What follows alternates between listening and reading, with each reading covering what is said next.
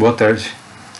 Com a graça de Deus, estamos chegando hoje à última igreja, que é a última carta, a carta escrita à igreja de Laodiceia. Ela inicia no capítulo 3 de Apocalipse, versículo 14. Ao anjo em Laodiceia escreve: assim declara o Amém, a testemunha fiel e verdadeira, o soberano da criação de Deus. Conheço as tuas obras, sei que não és frio nem quente, antes fosse frio ou quente. E por esse motivo, porque és morno, não és frio nem quente, estou a ponto de vomitar-te da minha boca. E ainda dizeis: estou rico, conquistei muitas riquezas e não preciso de mais nada. Contudo, não reconhece que és miserável, digno de compaixão, pobre, cego e que estás nu. Essa cidade era uma cidade muito rica, uma das mais ricas da região. Era um centro comercial, era um centro bancário. Tinha ali também uma indústria têxtil muito importante e muito influente. Como nós já dissemos, o anjo reflete a igreja e a igreja, até certo ponto, reflete a cidade. Por quê? Porque o anjo deixou de refletir a glória de Cristo, a igreja deixou de inundar as trevas com a luz de Cristo, se misturou com o mundo ao seu redor. Então o anjo reflete a igreja reflete a cidade. E a cidade não impressionava absolutamente nada em termos espirituais ao nosso Senhor Jesus Cristo.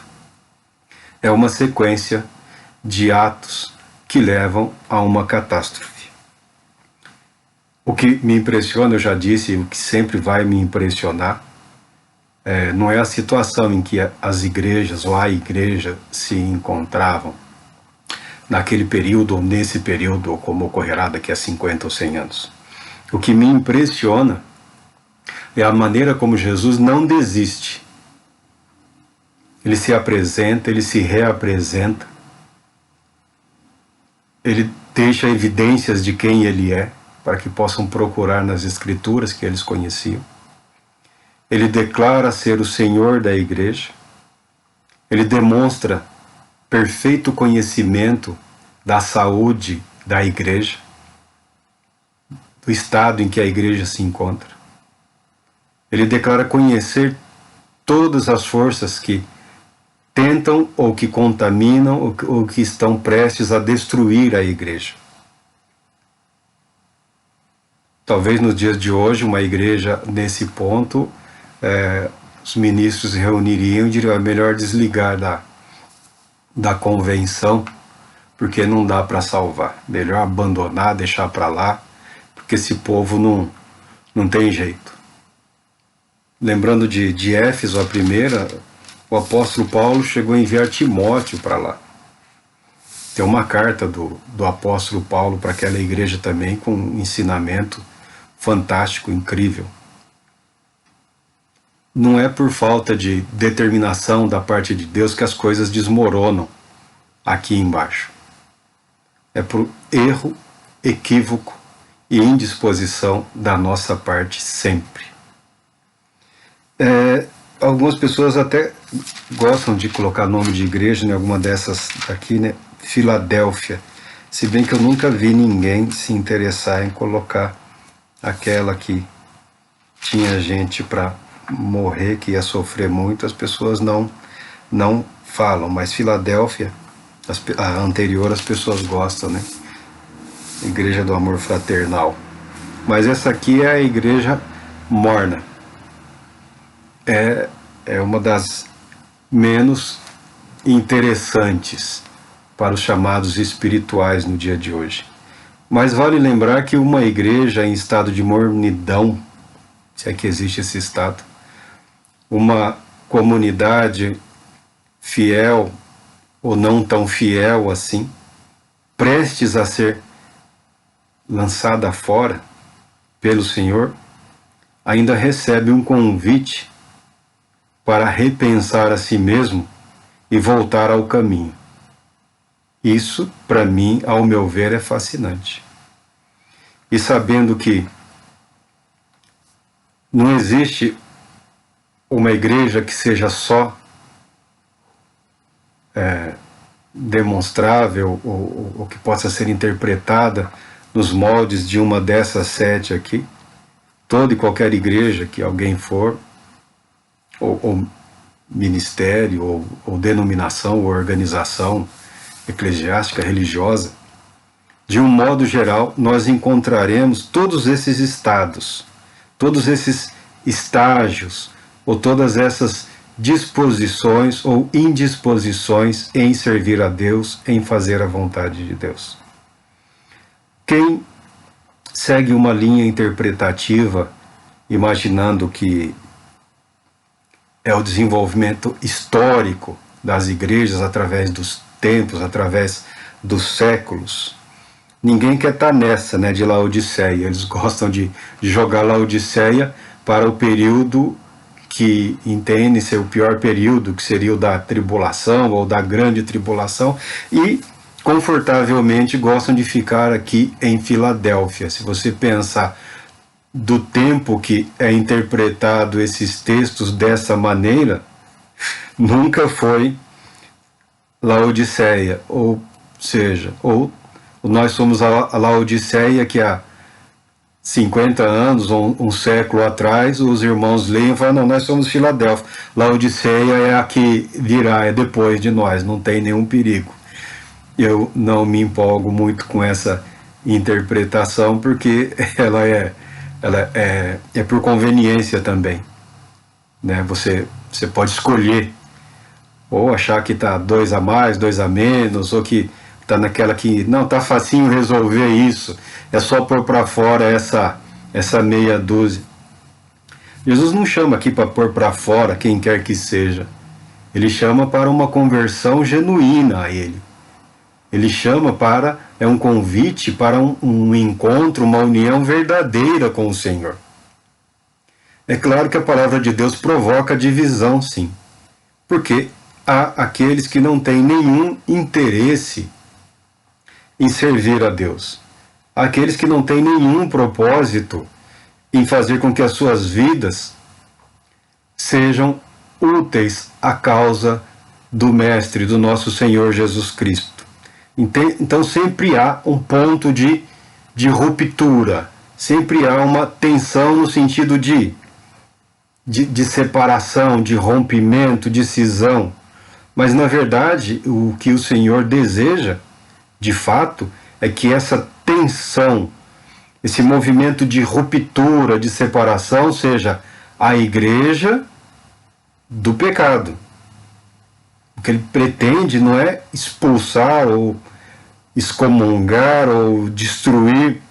Ele pretende que a igreja entenda, ouça e decida romper com o pecado, romper com o mundanismo, romper com a idolatria, romper com os eruditos, homens muito educados, né, eles usam a imoralidade sexual. Então a expressão que eles usam, são homens de bons modos, jamais cairiam na grosseria de expor a realidade do que era a idolatria daquela época.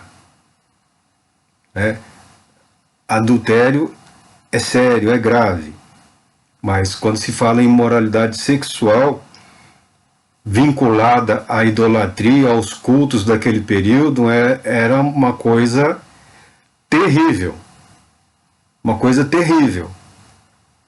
Nem mesmo entre muitas religiões não cristãs, a maioria é inaceitável.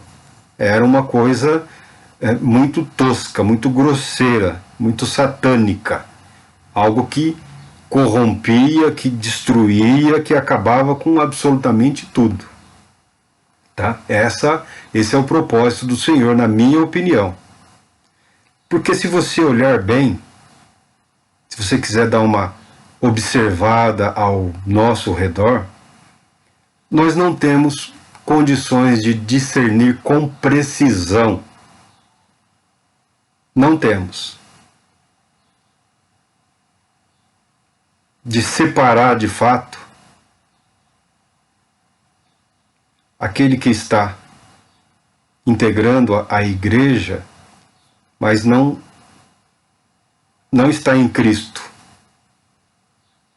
Ele é um membro ativo, ele é uma pessoa com propósito, com caráter, uma determinada vigilância, de boa vontade, mas essa pessoa talvez ainda não está de fato unida a Cristo. Mas ela vive e sobrevive no ambiente cristão sem muitos problemas, porque algumas pessoas não têm problemas em se submeter a autoridades superiores. Então, no ambiente que você as coloca, elas aderem com uma relativa facilidade e se dispõem a viver, mesmo que nos limites delas, em função daquilo.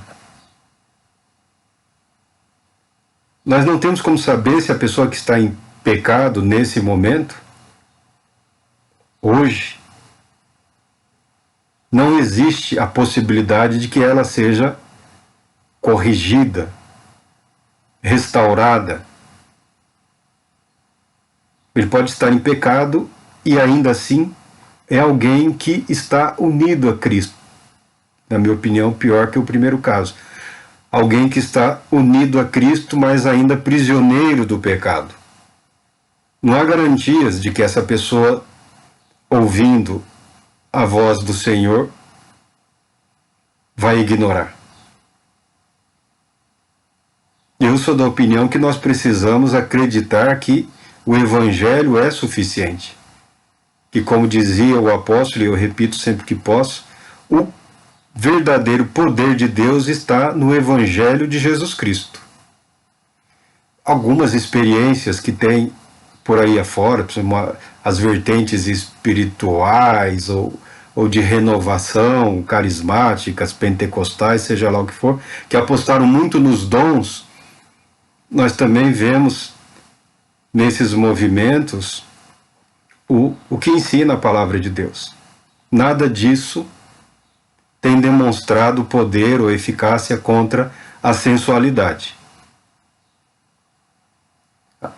As grosserias, às vezes, são até piores do que uma igreja, uma denominação de fé ortodoxa, mesmo que não acreditando na atualidade de dons ou de manifestações ou de realizações do Espírito Santo, mas acreditando sim no Espírito Santo, sabendo que Ele é o Deus presente em nossas vidas, realizando, operando, manifestando a vontade de Deus em nós e através de nós, tudo levando a Cristo, glorificando a Cristo. Em muitos casos, consegue manter um padrão até um pouco mais elevado do que certas decisões emocionais, na minha opinião. Mas nós não estamos aqui discutindo a prática, a confissão de fé, porque a confissão, mesmo correta, adequada, não é o suficiente, não é uma garantia. A única garantia é a palavra de Deus. O testemunho da palavra, o testemunho do Espírito. É estar unido a Cristo. E apesar da dificuldade, ou apesar do momento em que se esteja vivendo, eu creio que aqueles que de fato estão unidos a Cristo, que foram por Ele, pelo Pai chamados para o Evangelho de Jesus Cristo, essas pessoas ouvirão a voz do Senhor. Essas pessoas entenderão que o pecado não pode ter esse poder ou esse entranhamento na vida delas. Com sabedoria e com coragem, decidirão pela ruptura com o pecado. O que falta à igreja, uma das coisas que se pode dizer hoje, é romper com o pecado. Alguns rompem muito facilmente com o pecador, Mas romper com o pecado é uma decisão de foro íntimo. O Senhor e eu e o Senhor Jesus, o Espírito Santo e você e o Senhor Espírito Santo, unidos no propósito de glorificar ao Pai, decidiram: eu vou romper com o pecado que está dominando a minha vida. Eu penso na mensagem de Apocalipse nesse sentido, nessa linha. Não há um intuito de apedrejar esta ou aquela pessoa, não há intenção de entulhar essa ou aquela igreja, não há a intenção de desacreditar essa ou aquela denominação. Tem o propósito de manter em Cristo aqueles que são de Cristo. E se a pessoa entende que não é, que não quer, ela é convidada também a uma decisão. A culpa recai sobre a igreja, a culpa recai sobre os anjos da igreja, a permissividade, tendo visto, tendo percebido, tendo silenciado, não fazendo a devida oposição, se misturando ao comportamento indigno, permitindo que outros se deixassem levar pelo comportamento da idolatria, do abandono a Deus, do desamor a Deus. Para muitos cristãos hoje, Deus é importante, mas não é prioridade. E não são poucos. Deus é importante, Jesus é o Salvador, mas Jesus é o Salvador no sentido de como que se ele fosse um estoque de perdão. Toda vez que algo não vai lá muito bem, recorre-se a Cristo como um estoque de perdão, uma garantia de conserto, de retificação, de restauração, ou na doença, ou no desespero, uma cura, um alívio para a culpa, para a consciência pesada, inexistindo praticamente o interesse de que Ele seja o Senhor das nossas vidas, de que Ele reine sobre nós e de que Ele reine através de nós. Há um buscar intenso de uma suposta energia espiritual, de um poder espiritual ou de dons, meio ficção científica, muitas vezes. Ficção religiosa. Magia misturada com cristianismo. Feitiçaria misturada, não é cristianismo, é feitiçaria, é magia. Truque psicológico, engodo, fraudes, uma tentativa de ser mais do que se realmente é. Uma preocupação que começa a ser exibida hoje em dia é a maneira como que um grupo, e eu imagino que sejam vários grupos de cristãos nesse país, que estão se deixando de levar pelo discurso de ódio, se deixando levar por um discurso meio político, meio religioso, com ideias de supremacia religiosa, supremacia étnica, supremacia moral, supremacia racial, supremacia espiritual, um discurso de superioridade equivocada, muito próximo a um discurso nazista, fascista, aberrações seriam inadmissíveis, impensáveis, chegou no Brasil, já está instalado há algum tempo em várias regiões, em vários lugares.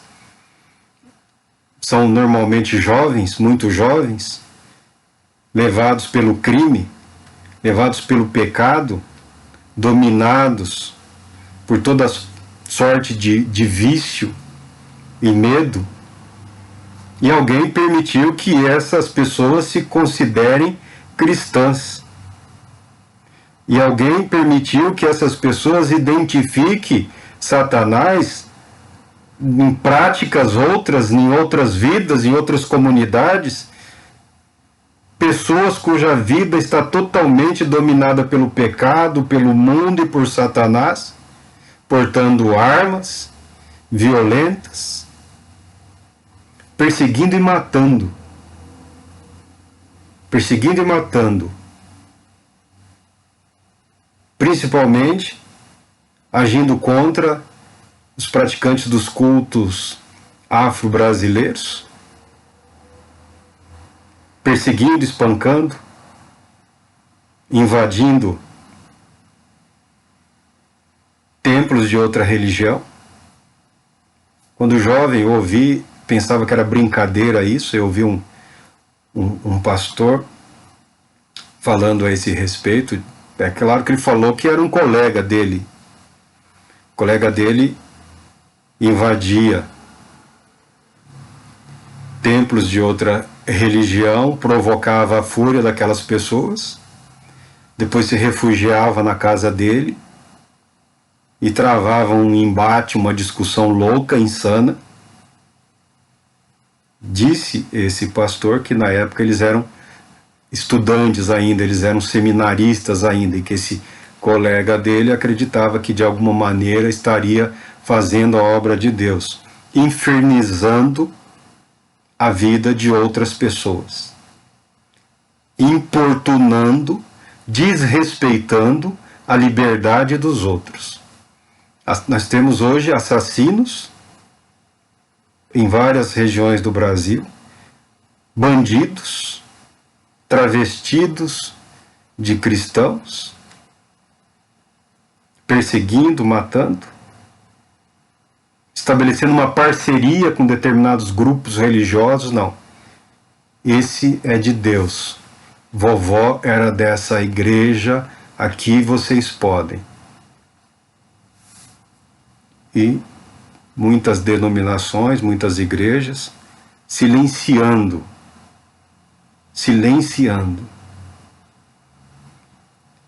Esses jovens, na sua maioria, foram não só foram vítimas do mundo, do diabo, do pecado, foram vítimas de uma pregação ruim, de uma comunicação equivocada e tosca, de um evangelho que não é evangelho. Aí quando explodir, eu peço a Deus que não aconteça, porque já temos violência demais no Brasil, mas quando surgirem grupos pseudo-religiosos, mas na prática terroristas, aí é aquela choradeira de sempre. Porque Deus permitiu, porque Deus permitiu. Porque o anjo de Laodiceia não fez bem o trabalho dele, a igreja estava prestes a ser lançada fora. Eu acredito que ainda tem uma chance. Eu acredito que havia uma chance.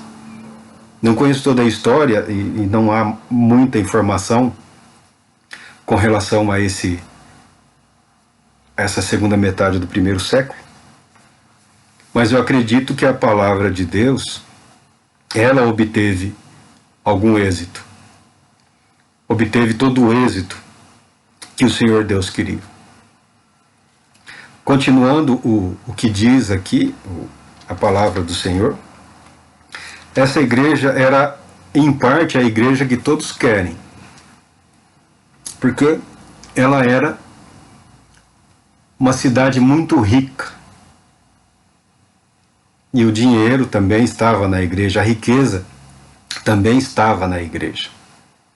A posição social era muito confortável e boa.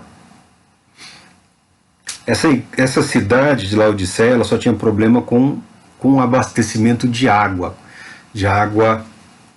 para o consumo. Nas proximidades, uma cidade junto, unida, havia, como hoje nós chamamos, um balneário, águas quentes, temperaturas elevadas. Aqui, como estou falando da cidade de Linz, se alguém não sabe, se alguém de fora estiver me dando o privilégio, nós temos aqui também uma fonte de água termal muito boa. A cidade não explora muito isso, está reservada a um hotel, mas temos aqui também uma fonte de água muito boa. Aliás, boa parte do abastecimento da cidade é de poço profundo. Então, a água aqui, a temperatura ela é quente. A água da torneira aqui, você espera um minutinho, ela aquece. Muita gente nem liga o chuveiro, porque a água... Mas naquele período você imagina um viajante sedento, né, vê uma mina e não conhecia, corre para beber, 40 graus a temperatura da água, é algo, e ainda mais se for uma água, dependendo da composição, ela é medicinal, mas ela não vai bem, você não consegue beber para mitigar a sua sede. Então a náusea, a ânsia acontecia. Então o Senhor usa essa realidade daquela região para falar da situação da igreja. E quando ele usa a água para falar da situação da igreja, eu escolhi Apocalipse para iniciar, e essa é a 7ª igreja. E nós só passamos pela superfície do texto, nem arranhamos a palavra aqui, é só uma apresentação. Doravante, todos os demais textos serão melhor elaborados, mas a princípio é uma apresentação, é uma declaração de propósito para que possamos nos aprofundar um pouco mais no sentido de uma preparação dos textos para a apresentação. E Apocalipse não escolheu ao acaso, é o livro que mais referências tem do Antigo Testamento, é essa carta aqui, né? São esses escritos aqui. Não há indicações por anotações aqui, você não vai pegar na bibliografia, você não vai pegar por referência. Por referência direta você não vai achar tanta coisa, mas a leitura atenciosa desse livro e de toda a Bíblia, você verá que ele percorre toda a Bíblia. A visão que João teve é uma visão que abrange toda a história da redenção. Então ela passa por todo o Antigo Testamento. Eu não pego Gênesis ao acaso, é de propósito, porque está lá. E cada livro que você pegar, que eu pegar, é importante que eu encontre algo dessa verdade aqui, porque o nível de revelação de João é elevadíssimo. É uma visão da história da redenção até a sua consumação. Vai além do que foi visto por Daniel, vai além do que foi entendido, talvez, por Isaías e pelos outros profetas. O livro de Salmos também tem muitas referências ao Senhor e ao seu reino, mas a compreensão dada a João, eu não gosto da palavra vidente, mas é a expressão que os técnicos, os teólogos gostam de usar. Eu prefiro profeta, porque vidente é uma palavra que caiu em descrédito. Para nós, vidente é algo ligado a toda e qualquer prática, principalmente ao charlatanismo. O livro de Isaías, no seu capítulo 55, no convite a todos para a salvação, diz assim: todos que têm de sede, vinde às águas cristalinas. Olha o contraste. Olha o contraste. Indo a Laodiceia, não havia vida. Estava beirando a morte. O Senhor Jesus, na sua palavra, na profecia, todos que têm de sede, vinde às águas cristalinas, e vós, o que não tendes dinheiro nem recursos, vinde agora, comprai e comei. Vinde, adquire vinho e leite sem pagamento e sem custo. Por que investir dinheiro naquilo que não é alimento e o seu trabalho árduo naquilo que não consegue produzir satisfação? Ouvi-me com toda a atenção e comei o que é bom, a vez de deleitar-vos com manjares revigorantes. Ao invés da igreja spa, que tem hoje também, nada contra. Acho que até é bom você, se puder, tirar uns dias para descansar, para dormir, para fazer nada, para repousar, recuperar suas forças. Não tenho absolutamente nada contra o descanso. É até ordenado na Bíblia que se tem um dia do descanso, das fadigas do dia a dia. Mas para se revigorar em Cristo, quer queira, quer não, você, eu, todos nós, temos que fazer uma coisa que a maioria das pessoas hoje não quer fazer de maneira nenhuma, que é parar. Parar com esse excesso de ativismo inútil, sufocante.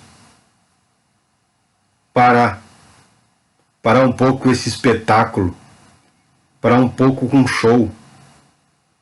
Parar um pouco com piada, com mentira. Parar. Como alguém pretende ouvir a voz do Senhor através da Escritura, se não se dispõe a se debruçar sobre o texto? Eu sempre disse, sempre falei e hoje falo a mesma coisa. A palavra de Deus, um bom dicionário, um bom comentário, vão te ajudar muito. Um dicionário bíblico que tivesse sido comprado anos atrás, acompanhando a leitura e o estudo, e hoje tem o Dr. Google aí para quebrar o galho de todo mundo, teria evitado muita caminhada inútil, teria evitado muita porta na cara, muita profecia de mentira, muita palavra inútil que não produziu vida nenhuma, muito evento. Teria sido melhor você ter ido ao cinema com a sua família ou ido no teatro assistir uma peça. Estou falando sério. Estou falando sério. Que você teria ido a um cinema, a um teatro ou a um parque para relaxar do cansaço, para aliviar um pouco a sua cabeça, para descansar e seguiria a vida. Teria sido muito mais útil que muito festival religioso que você gastou, foi e nada. A verdadeira religião, segundo Tiago, é ajudar os órfãos e as viúvas. Ele coloca essas classes, essas categorias de pessoas nas suas necessidades. Ele não fala nada sobrenatural, não é? Nada que exija tanto. Ajudar quem não tem. Ajudar o desesperado, o desamparado, que está passando fome.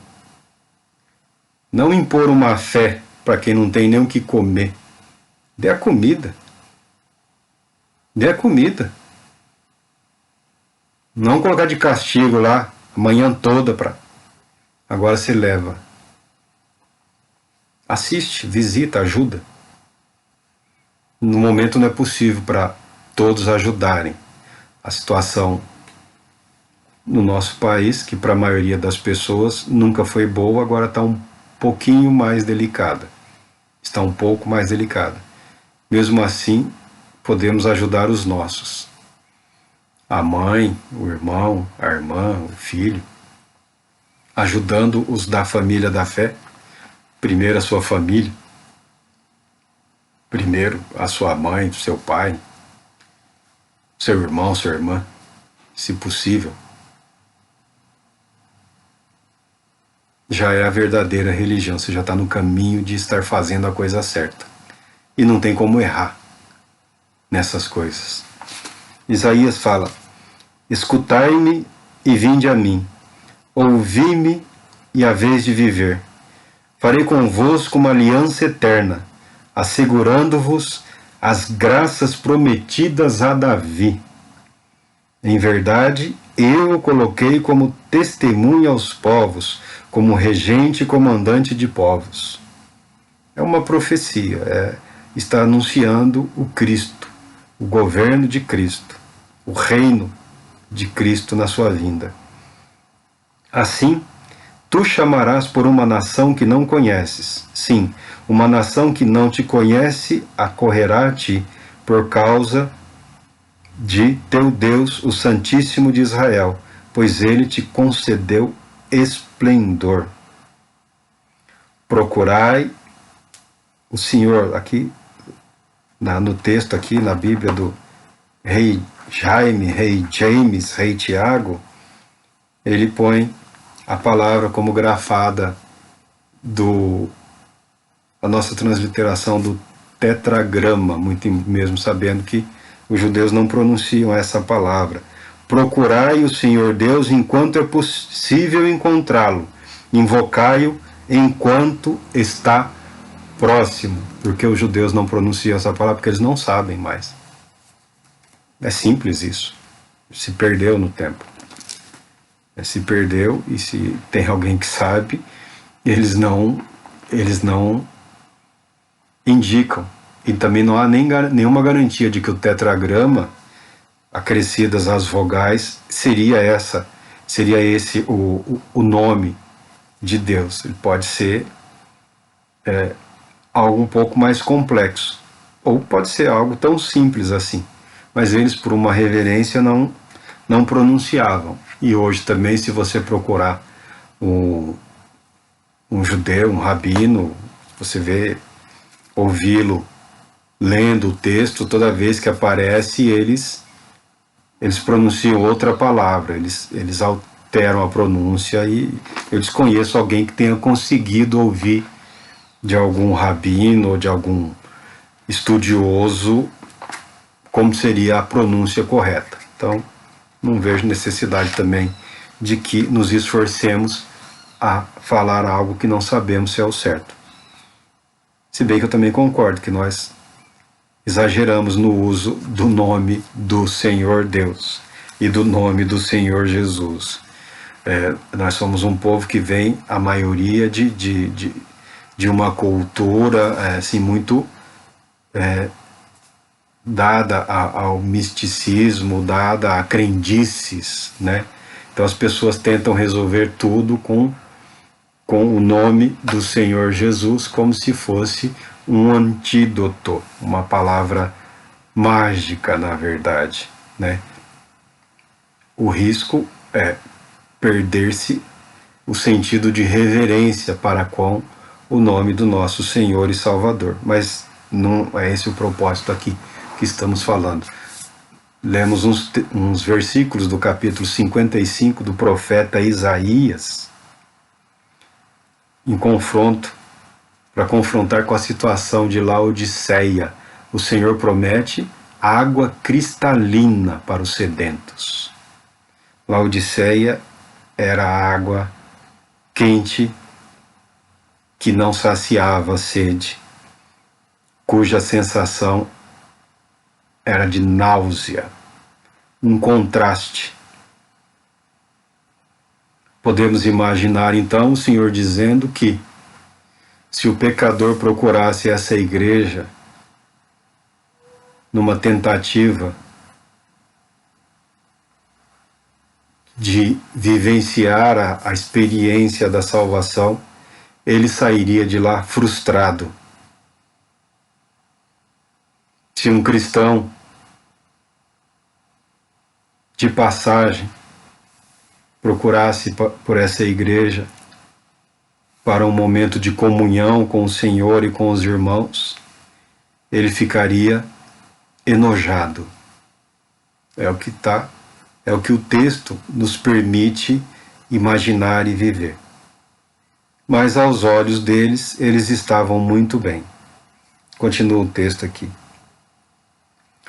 E ainda dizes: estou rico, conquistei muitas riquezas e não preciso de mais nada.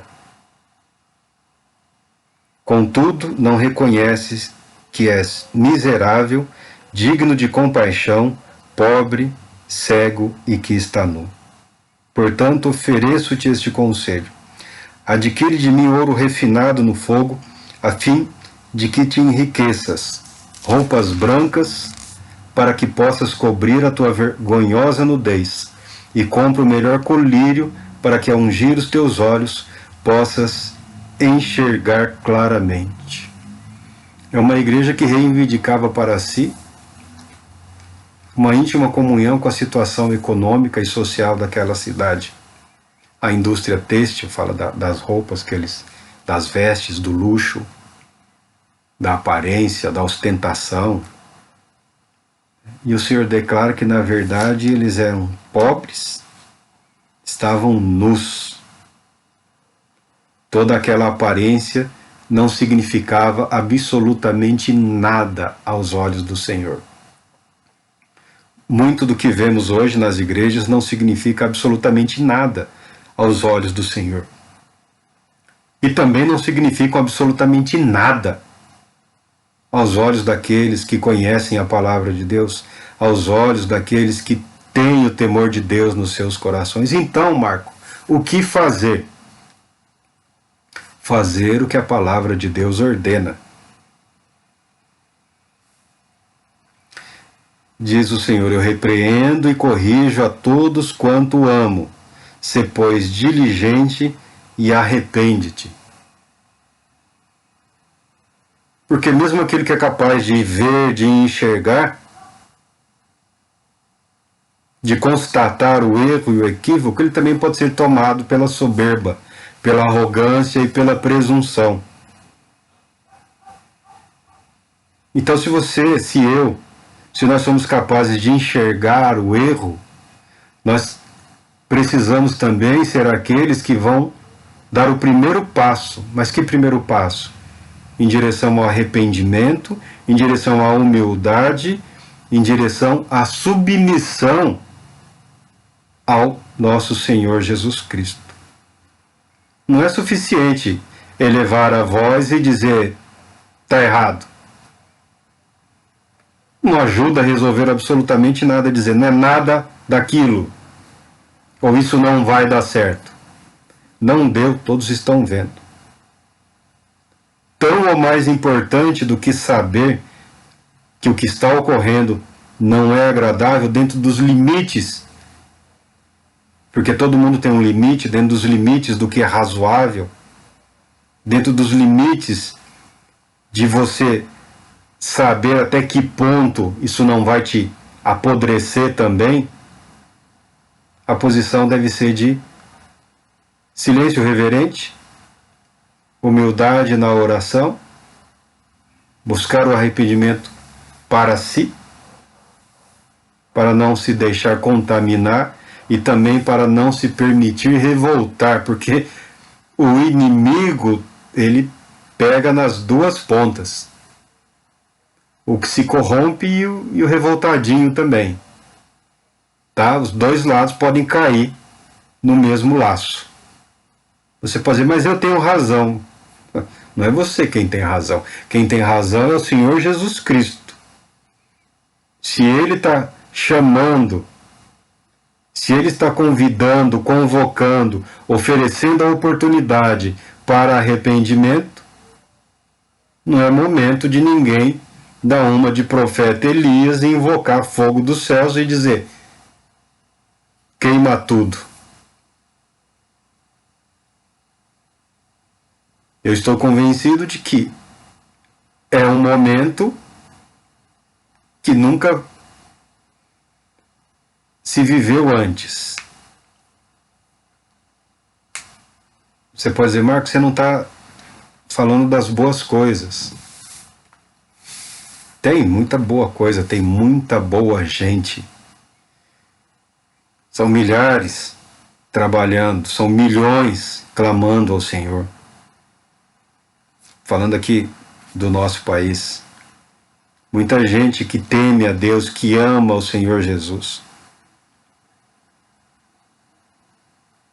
que antes de ficar de pé fica de joelhos, que antes de deitar para dormir se ajoelha o tempo que tem de joelhos, clamando, suplicando, pedindo a Deus que tenha misericórdia, pedindo ao Senhor que suspenda a sua ira por mais um tempo, que dê arrependimento, que dê vida a essas pessoas. Vida. A vida plena e abundante que o Senhor Jesus nos prometeu. A maioria dos evangélicos, não vou dizer a maioria, não é tanto tempo assim, mas uma prática que existe em boa parte das igrejas evangélicas no Brasil, ela deriva da atitude de um evangelista norte-americano que foi o primeiro no calor da pregação, e eu acredito que na certeza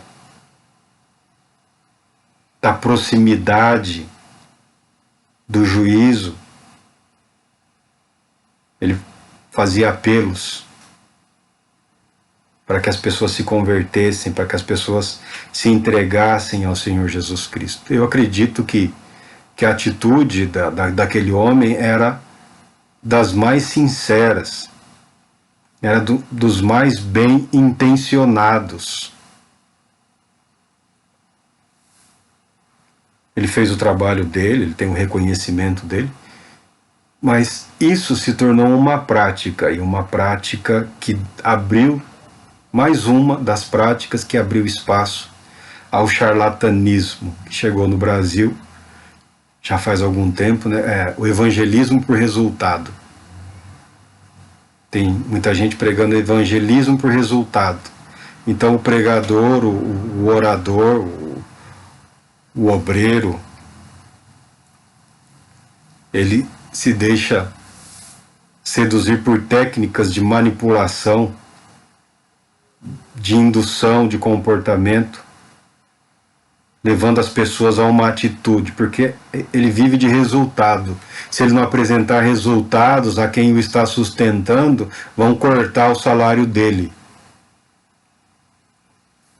O evangelismo por resultado já não era uma coisa boa, já não era uma coisa totalmente honesta nesse contexto que eu estou falando agora. Não estou falando de quem deu início, estou falando do contexto criado.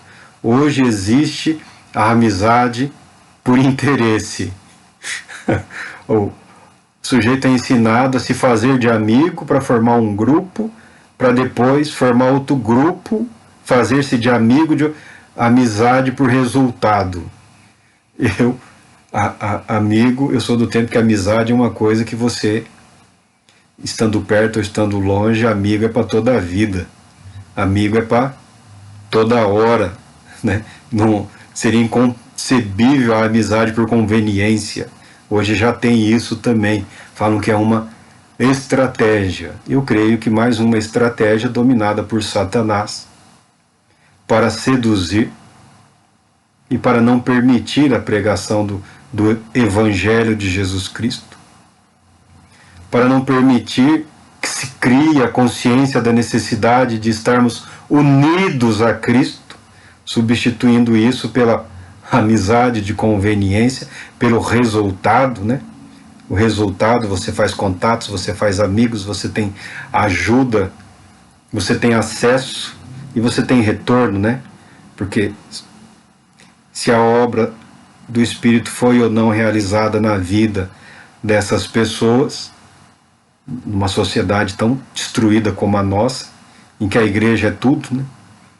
A igreja é o lazer, a igreja é a cultura, a igreja é o ambiente social, a igreja é a possibilidade do tratamento odontológico, a igreja é a cesta básica, só não é igreja. A igreja só não é igreja, a igreja é tudo. Então é um movimentão que supre tudo, que atinge tudo, que movimenta, que atrai. Só não é igreja, porque não é corpo de Cristo, né? É uma entidade, uma instituição, uma organização religiosa. Só não dá para garantir que é igreja de Jesus Cristo, porque não é. É tudo por interesse, por conveniência, por manipulação. Até o espírito que lá atua, você fica meio assim, que é um negócio meio estranho. Então, meu irmão, minha cara irmã, minha filha, minhas filhas, eu tenho a esperança de que esse trabalho que eu iniciei, esses primeiros vídeos são uma apresentação. Eu tenho a esperança de que de alguma maneira isso possa ajudar a todos nós a garantir, a buscarmos e a termos em nós a convicção de que o que realmente importa está acontecendo em nossas vidas, que é a vida de união com Cristo. Por que não há união verdadeira, as pessoas reclamam tanto? Porque não há uma união em Cristo. Se não estamos em Cristo, como vamos permanecer unidos um ao outro se não estivermos verdadeiramente nele? Então, não me entenda mal. Quem me conhece já há mais tempo sabe que eu me apresento nesse tom, mas não sou belicoso. A ideia é permitir que você avalie o nível de tensão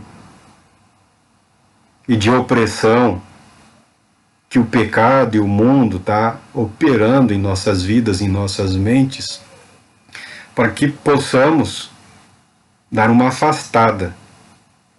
Não sou fã de bizarrice, de grupinhos de santidade, todo mundo hoje de verde, amanhã de amarelo e depois de amanhã com a mesma Bíblia, com a mesma letra, com a mesma linguagem. Não, nada dessas pataquadas me impressionam, nunca me impressionaram e também não me impressionarão doravante, porque eu já sou velho bastante para não me levar por isso. Mas eu creio que esse vazio de poder que você sente na sua vida, esse vazio, esse vácuo de era para ter mais alegria, onde está? Está onde sempre esteve.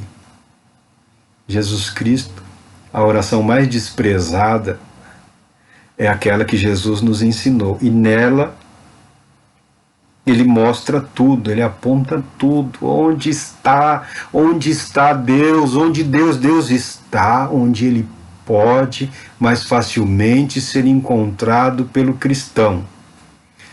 Pai nosso que estás no céu. Jesus ensinou, está lá.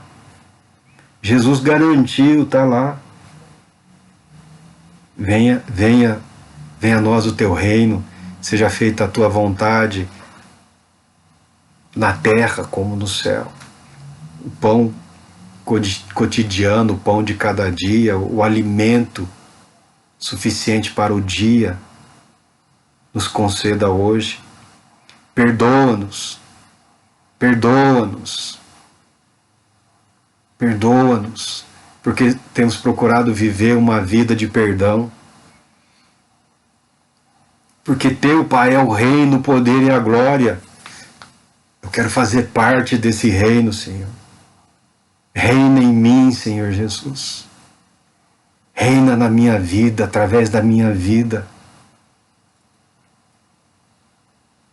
Jesus ensinou, está lá. Oração desprezadíssima, relegada a plano nenhum. É possível que muitos dos jovens sequer a saibam. Aprendeu a imitar o pastor que imita o outro, e o outro é dessas coisas que eu vou tentar falar sem ofender a ninguém. Mas, irmão, esse meio evangélico tem hora que dá vergonha, é tanto plágio, é tanta obra roubada. Se os donos fossem atrás de todo o material que alguns medalhões evangélicos encheram o cofre de dinheiro, você não imagina a vergonha que nós passaríamos. O cara é medalhão, o cara é referência, o cara é um ladrão. Não respeita o direito autoral, sequer cita na obra dele, não tem nem bibliografia, não tem nem referência, o cara finge que foi o Espírito Santo, que não foi. Você encontra os livros lá, isso é o Rabino que disse isso. Há 400 anos atrás. Foi um psiquiatra. Há 50, 60 anos atrás. O cara pega, faz como a igreja fez no batiza de cristão, põe o nome de Jesus, Pai, Filho, Espírito Santo, a Trindade lá, dá uma rearranjada e vende, sem o devido conhecimento daquilo que está propondo, porque não é psiquiatra, porque não é neurologista, não é psicólogo, também não é pastor. Porque se fosse um pastor sério, teria a decência de apresentar uma obra como que baseada no trabalho de outro. E o cara vende, o pessoal estampa na igreja. Você acha essas coisas, você fala, meu Deus do céu. Meu Deus! Mas o Senhor não é como nós, não é como eu, não é como a gente às vezes imagina. Diz o Senhor, eu repreendo e corrijo a todos quanto amo. Sê, pois, diligente e arrepende-te. Nem mesmo a Laodiceia estava fora do alcance do amor do nosso Senhor Jesus Cristo. Fique no amor de Deus, no amor de Cristo, que o Espírito de Deus te traga força, alegria e paz. Sendo a vontade de Deus, estaremos em breve aqui de novo.